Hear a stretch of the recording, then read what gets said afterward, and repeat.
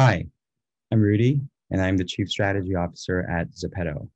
And today I want to talk to you about identity and the metaverse. So this is a back alley in the Gangnam district of Korea. Gangnam is famous for many things, but among them is its nightlife. And this street, like many other streets, houses a lot of members of the Korean mafia who have diverse business interests in the nightlife scene. And I was talking to a landlord whose property is home to quite a few members of the Korean mob. And he was telling me, I don't know since when, but these guys have started buying up dozens of computers and they stay holed up in their apartment. And I asked him, what are they doing? Are they mining? He's like, no, they're playing Lineage. And for those of you who aren't familiar with this game, it's one of Korea's highest grossing franchises of all time. It's a medieval fantasy MMORPG. And as soon as I heard that, it just kind of really hit home because these mob members, they're basically thugs, and but in this game, in this alternate world, they can become castle lords, and it's very lucrative, but it's also very revered kind of a status, being a castle lord in the game Lineage, and that is the complete opposite of their actual life in the physical world, and it's pretty hard to imagine that they would be able to achieve that kind of a respected, social status in the real world. So the fact that they were so devoted to ensuring that they can obtain this castle lord status in this game was very, it was very, not so much shocking, but very impactful. And I think that says a lot about where we are today, and especially with different types of metaverses growing. I think at the core of the metaverse is the issue of identity, being able to do what you want to do and become who you want to become.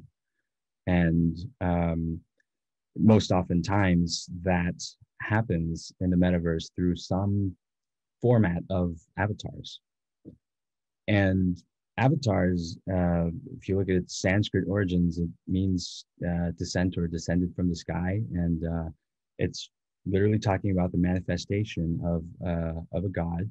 So the avatar is a linkage to a different life, a different identity, a different being. And because of the physical restraints that our lives have, time, death, physical form, body form, I think we've always been very interested about different lives and different identities, different possibilities.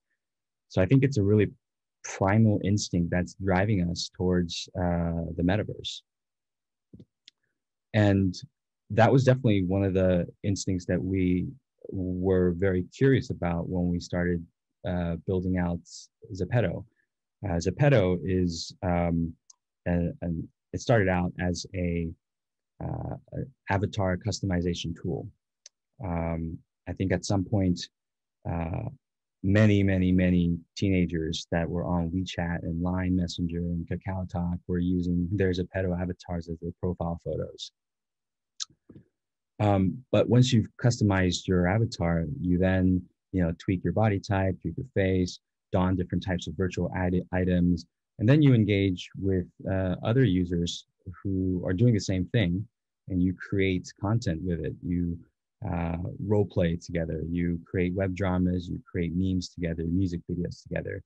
And that kind of behavior reinforces your attachment to this other identity. And it also reinforces other people's acceptance of this identity and these types of activities that you engage in this other setting, in this other world.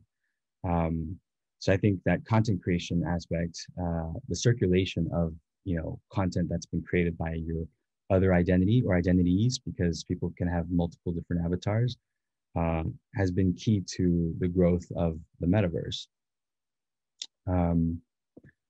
And the core, one of the core activities in ZEPETO is once you've created your avatar, you then have this 3D world, this virtual world, wherein you can interact and mingle with others. And so for a lot of our users, we have a lot of young users, and they have never used Facebook or Instagram. This is like their first social network. So to them, this type of identity and this type of activity or behavior is the kind of default setting for them. And all in all, I think we've tried to provide an environment where our users can, do whatever they want. Our mission is kind of, you can be whoever you want to be, and you can do whatever you want to do in this metaverse. And I think that philosophy has been a key driver for our growth. We've been around, our service has been around for a little bit less than 3 years, but in that time, we've attracted over 200 million people to our platform. We spent, we have many minutes spent, many items consumed and created. And if you get on TikTok and search for the hashtag ZEPETO, I think we have something like a bit over 6 billion views for that hashtag alone. And, put in context, that's more than Sims or IMVU or Animal Crossing, many of which are much older services. But I think it's the level of freedom that we try to provide, which in turn is the level of, I guess, it's the malleability of your identity that is offered by that freedom of activity within the metaverse. And I think that's been a very attractive proposition for many different people who are on not only ZEPETO, but also on various other types of metaverse platforms. And I want to introduce one of our users. We have a lot of ZEPETO creators and influencers that we call ZEPETers, and Lenji is one such creator. So she was somebody that wanted to get into the fashion industry, and she studied a little bit of it, tried to work, but for one reason or another, it didn't really work out. So she got a job as a UI designer at an e-commerce company.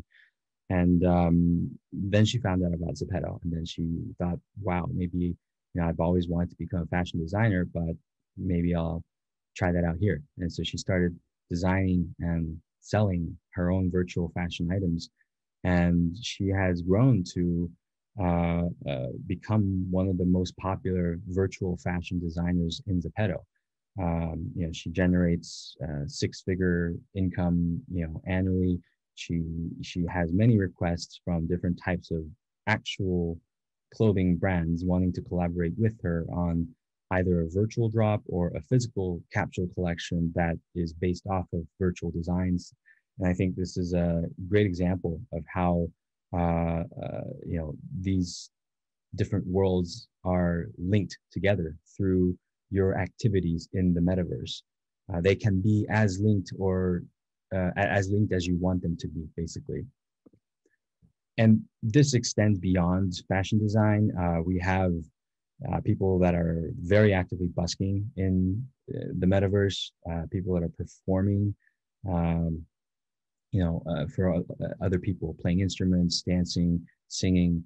You're not quote unquote dancing if you're dancing as your avatar in ZEPETO, right? You're not physically dancing, but that doesn't matter. That's not the point. The point is that you are performing and you are providing a type of content, and you're pursuing your vision. And I think that is it's actually quite groundbreaking. It's facilitated by the fact that companies like Riot are producing content like KDA, and on the right hand, it's a screenshot of a virtual fan meeting that Lisa from BLACKPINK conducted. And So a lot of fans were eagerly taking virtual selfies with Lisa, and the fact that these types of major celebrities are engaging the metaverse, it only inspires more people to take this way of living or activity more seriously, and not as a joke. And I said that we want people to be whatever they want to be, but also do whatever they want to do. And I think the second part, doing whatever you want to do, is intrinsically tied to financials. If you want to be doing something in the metaverse for a sustained period of time, it's a big commitment, and obviously it helps a lot, if you can generate meaningful income off of this. And to that extent, what we did was we rolled out a tool called ZEPETO Studio a little over a year ago that allows people like Lenji to design and sell their own virtual items. This has been very loved by our users. We have close to 1 million people million creators that are registered for our tool. We have more than 20 million different items that were sold that were created by creators. And the vast majority of all the content and items that are produced within our metaverse it's all UGC. So everything is just created and run by our users. And this is another tool called Build It that allows users to develop maps and publish these worlds, these virtual worlds inside ZEPETO. And what we found was interesting was that quite a few of these people that were the top map creators were people that had studied interior design or were interested in getting into becoming an architect or that kind of an area. And, again, for whatever reason, it didn't pan out in the way or at the speed that they wanted that to happen. But through ZEPETO, they've become virtual architects or virtual interior designers and are making a living off of this because there's many different types of corporations or institutions that want to carve out virtual real estate and have this branded space. So, whether it's performing or architect or design or whatever it is, more and more we are able to offer people real avenues of achieving their dreams and becoming what they wanted to become. And, I think this is important. I remember a couple of years back, I think there was a survey in Korea about asking elementary school students, what do you want to be when you grow up? And I think in the top 3 or whatever responses was YouTuber. I think if you had the same survey today, you'd probably see like K-pop idol, esports gamer, and quite a lot of these, responses that were probably unfathomable 5 or 10 years ago. And I think the more of these types of virtual identities come into play, we will likely see a much more diverse range of these types of responses. And it's really important because it's a way of it allows you to not limit the depth or the scope or the range of your identity. Certainly helps that you can make money off of it. It helps to persuade your parents to allow you to spend more time as a kid on different types of virtual platforms. And I want to close with this little souvenir. This is from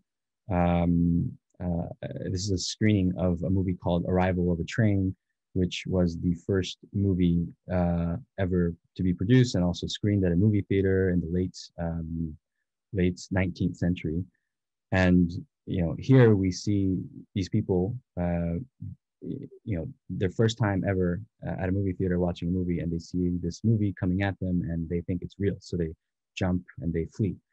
And I think what's interesting is over the past century or so,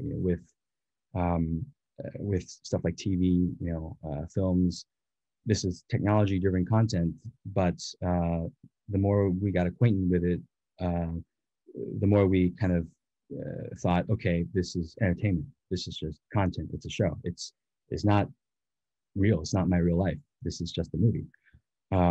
But I think where we are now with the metaverse is a little bit of the opposite direction. This is also very much a technology-driven content, but here, you know, it's very hard to say that this is not linked to real life. It's very hard to dismiss it as, you know, unreal, not real, if it is in fact, you know, becoming a larger part of your real identity. You're making a living off of it. You know, on many other platforms like TikTok or whatever, you see more and more of these identities and these activities being proliferated. So I think it's a very interesting time, and we will only continue to see that grow with the arrival of more platforms, better technology. But I think at the end of the day, what is driving us to engage in all of this is our innate desire to live different lives, our curiosity towards different opportunities, and by extension, our curiosity or passion for new identities. Thank you for listening.